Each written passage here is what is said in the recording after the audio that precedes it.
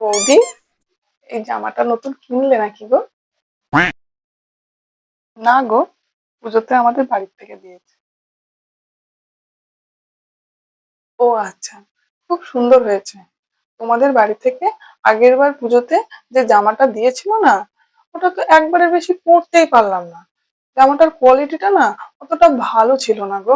তোমাদের বাড়ি থেকে তোমাকে যখন জামা কাপড় দেয় তখন সেটা হাই ফাই কোয়ালিটি, খুব দামি, খুব সুন্দর। আর আমাদের বেলায় কোয়ালিটিটা বড্ড লো হয়ে যায়।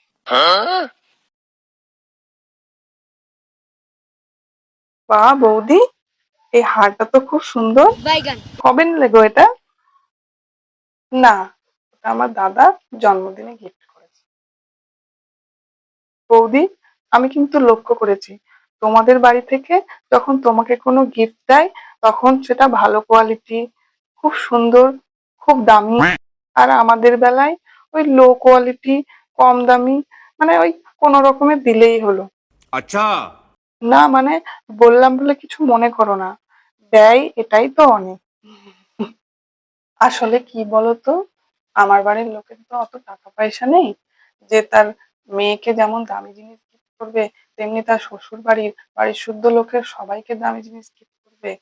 যাদের যেমন কোয়ালিটি তাদেরকে সেরকমই জিনিস দেওয়া হয়।